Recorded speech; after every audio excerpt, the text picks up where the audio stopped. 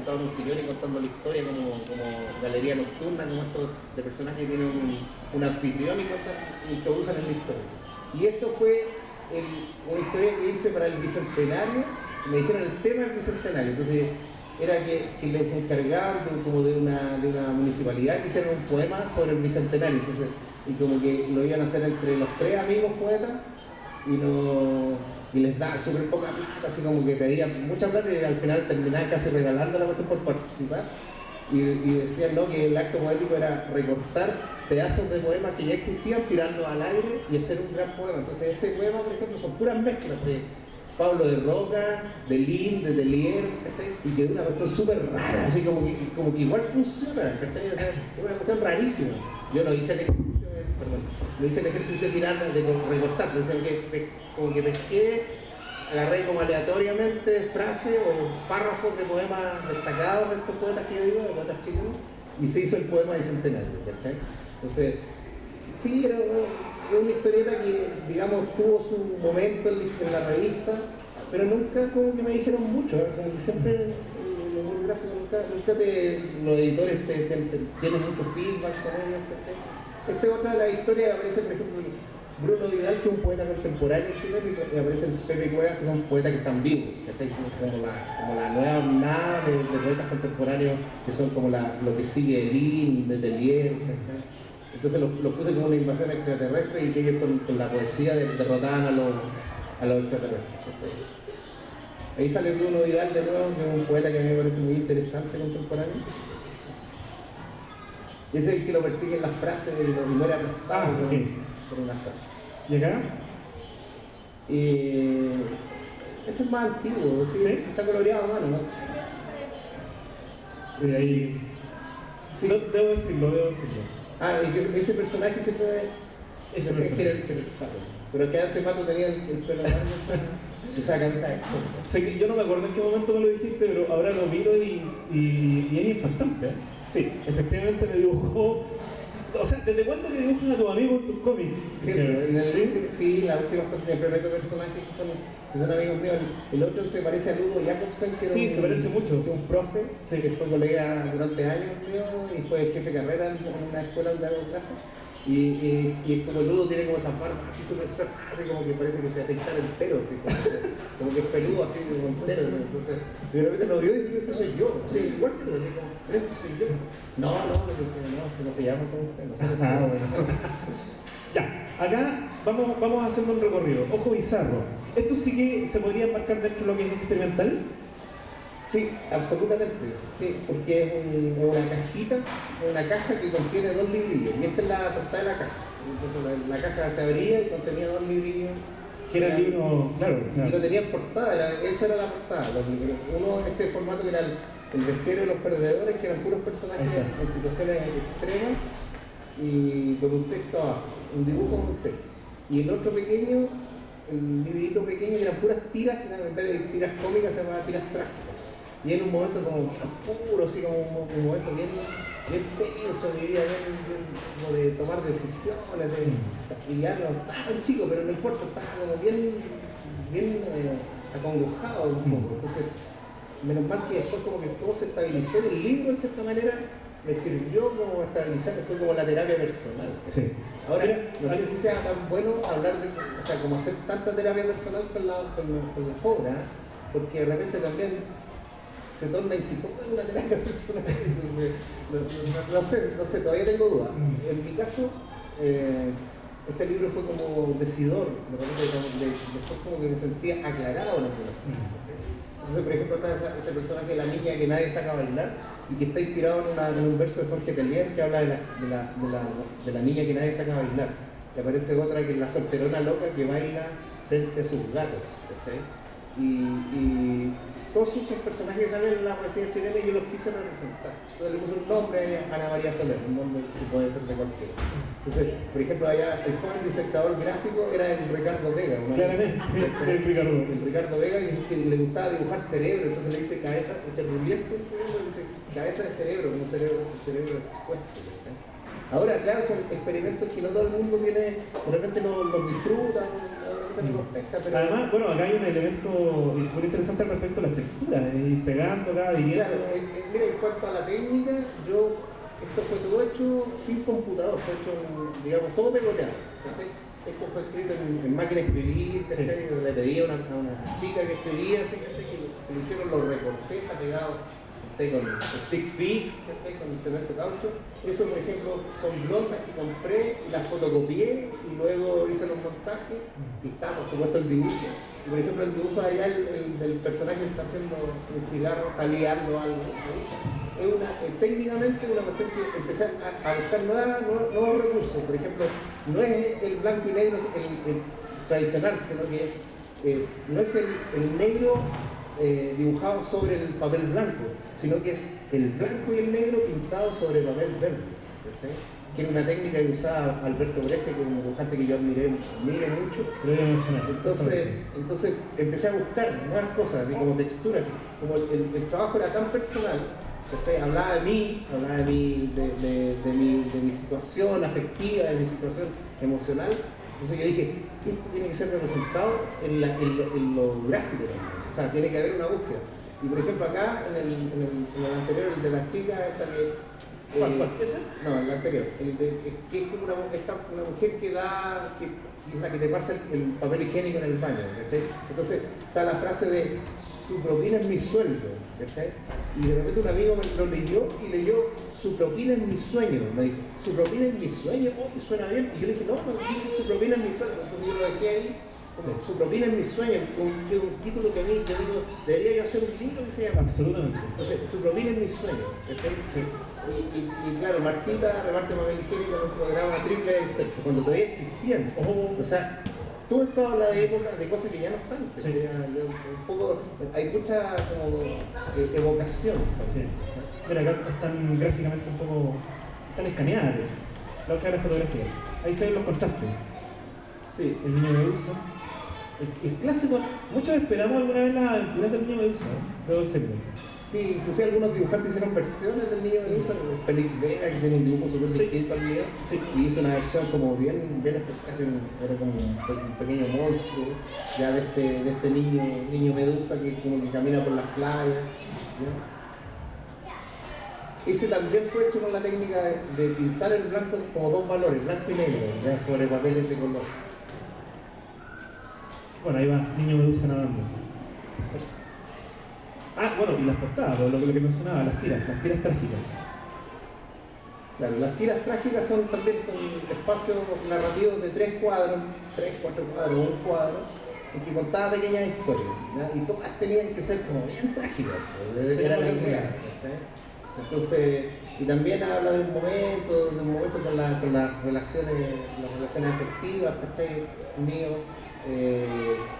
Con la percepción que yo tenía sobre ciertas cosas, algunas que fueron como bien criticadas también, así como algunas que no entendieron muy bien de qué se trataba, y que hay gente que como, pero ahí no estáis haciendo, ¿por qué? ¿Por qué hacer esto? Entonces, y claro, son distintos personajes que nunca no son personajes que yo haya hecho una serie con ellos, sino que son como, aparecen ahí y desaparecieron ahí. Acá un proyecto, bueno, de Ergo Comics cuando editaba la dispersión de la efecto. La portada es tuya, ¿cierto? La portada es mía, sí. Y también hay una técnica gráfica ahí que es la del scratch, que los gringos le dicen scratch, que es raspar, obtener el blanco desde una superficie que está negra y abajo hay blanco, tú empiezas a raspar como ese ejercicio que hacían en las escuelas, lo hacen a los niños, hacer como empezar a raspar. Entonces el blanco se obtiene con un tipo de achurado y empieza a quedar una línea muy delgada. Ahí no se aprecia muy bien en la proyección. A mí lo que me gusta de esto es que hay una suerte de relación con la línea gráfica latinoamericana, a mi parecer. O sea, había una búsqueda, porque, por ejemplo, en mi caso, yo me formé en una casa en que el discurso latinoamericanista estaba presente en los libros, entonces naturalmente yo me fui por ese lado, sin ser nunca un militante de nada, yo me fui naturalmente por ese lado y empecé a buscar también referentes que tuviesen que ver con nosotros, con los vecinos, ¿cachai? Con qué pasaba, qué estaba pasando en Perú, qué pasaba en Bolivia,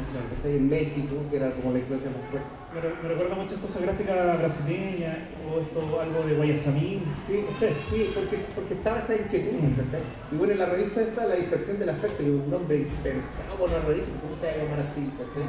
Tenía un corte diagonal, no era una revista pareja. Entonces, ese diseño, por ejemplo, lo hizo Ricardo Vega, este amigo que ahora se dedicó. Típica idea Entonces el Vega jugaba con los formatos, de repente tenía ideas, no, la revista debe ser así.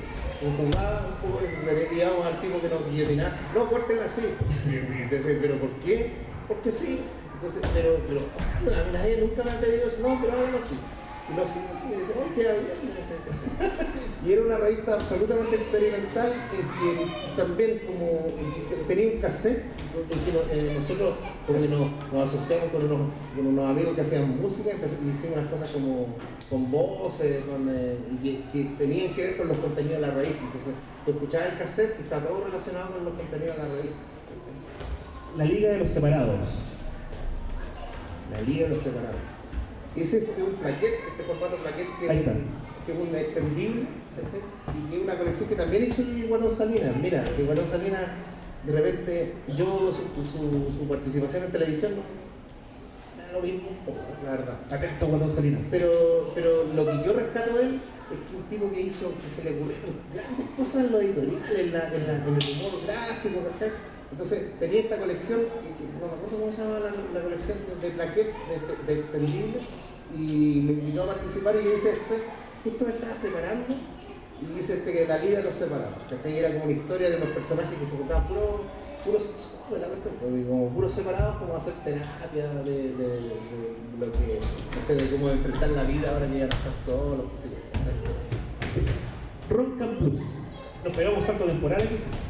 Esa es la revista rock, que el tema era el rock y era historieta y rock. Entonces, cada número estaba dedicado, este era el número del metal, había otro que era el del hard rock, de las escenas que le contaba yo de los años 80, nosotros hicimos como una pequeña investigación, empezó a llegar el material solo y se sumaron muchos dibujantes, no solo de Chile, de Argentina, Cuba, Bolivia.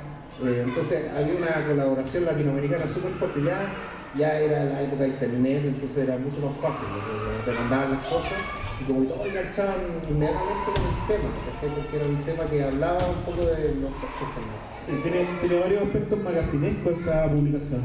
Y una investigación, yo no diría tan pequeña, o sea, la particularidad, debo decirlo, de esta publicación es que hace un relato de una zona que no está totalmente registrada en términos de relato histórico de los subterráneos, de lo que ocurrió, por ejemplo, en dictadura. Cuando se habla de la escena cultural alternativa en dictadura, siempre se hacen reseñas al respecto de los mismos espacios, que eran Matucana 19, acá a la vuelta, el Trolley, todo el trabajo de Ramón Grifero, pero nadie habla de la escena de Gran Avenida, donde había una gran escena. Entonces yo creo que en esta Rock and Plus aparecen aspectos de esa escena subterránea de resistencia cultural en dictadura que no aparecen en nuestras reflexiones. ¿Sabes lo que pasa? Que yo creo que la escena, por ejemplo, de la de Matucana 19, del trolley, tenía que ver mucho con una... como que se abría hacia las experiencias del arte en general, así como de las escuelas de arte. Entonces, por eso tiene como un lugar mucho más claro en la historia. Entre comillas, claro también, porque tampoco fue tanto, pero la escena de Gran Avenida es una escena bruta, absolutamente bruta, o sea, era como, tocamos rock, o sea, ninguno de esos músicos, por ejemplo, sobre todo los viejos rockeros, tenían un criterio, o sea, una reflexión política.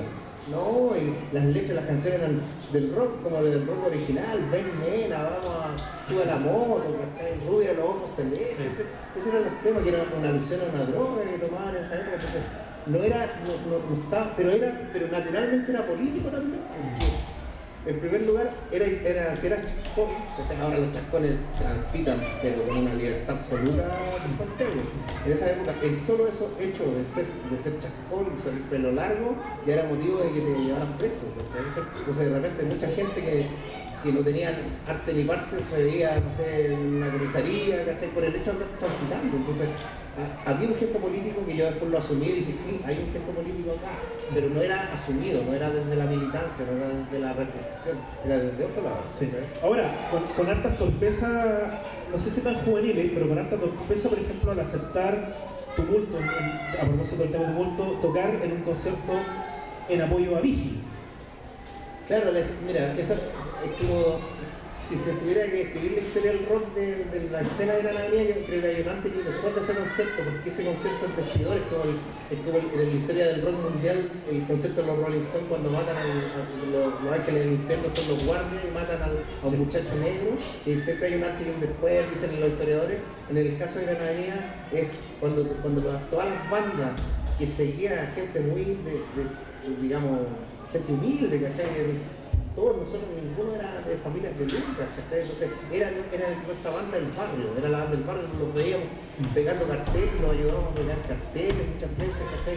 No, deja los carteles acá, ¿cachai? Era como veía al rockstar, lo veía ahí en una camioneta, haciendo engrudo, ¿cachai? Entonces de repente viene la cosa del candidato de Vigi y hace rock con Vigi. Y va Tumulto, van varias bandas. Y fue una cuestión como que todos quedamos. ¿Cachai?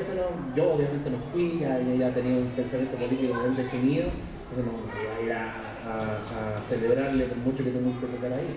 Y la cuestión es que después lo que supe es que muchos de los seguidores de Tumulto, que eran gente bien bruta, fueron a tirarle piedras, así, fue una reacción súper fuerte, así, ¿cachai? Como que los apedrearon, así como que los increparon, fueron a increparlos, que como ellos siendo una banda del pueblo, se podía prestar para ir a tocar con Vigi, que les pagaron mucha plata.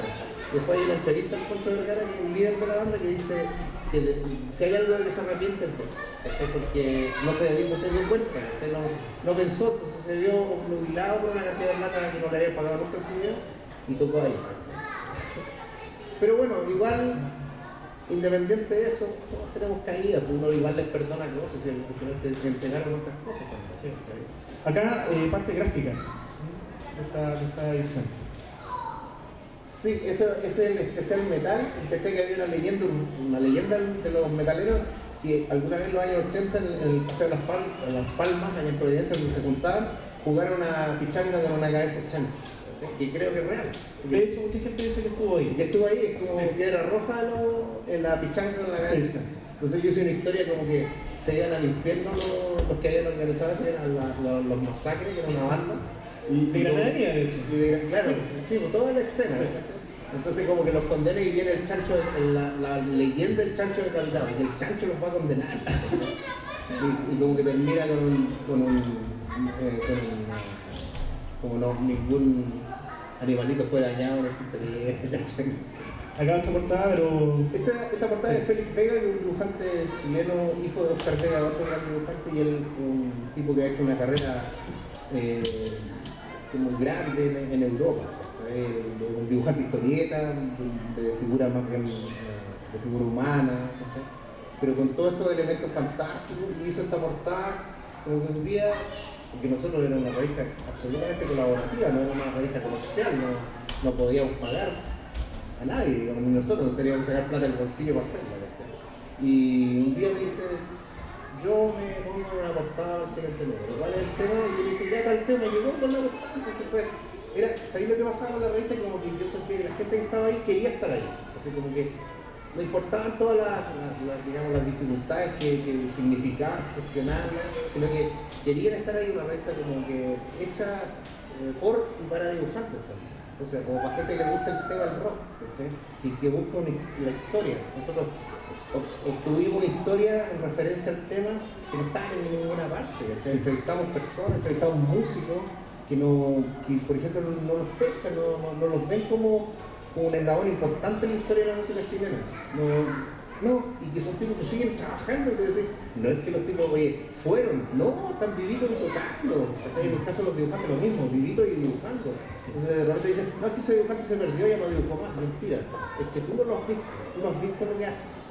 Entonces, mucha gente me dice, no, pero tú tuviste una época en que lo dibujaste, no, amigo mío, yo desde que publico no he dejado de dibujar nunca, ni un solo día. Siempre estoy rayando, o sea, aunque sea en clase estoy haciendo algo, y publicando cada tanto. Entonces, Mira este reportaje que... La revista del momento, qué buena. ¿Lo habéis visto, no? Sí, creo que sí. La revista del momento. ¿Cómo está?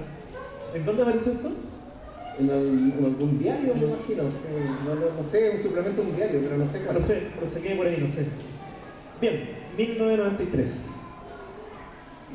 Bueno, este es un libro más reciente, pero que tiene hartos años. La parte de dibujo fue realizada a propósito de algo que pasó el año 93, que es unos lautaristas asaltan un banco en Apoquindo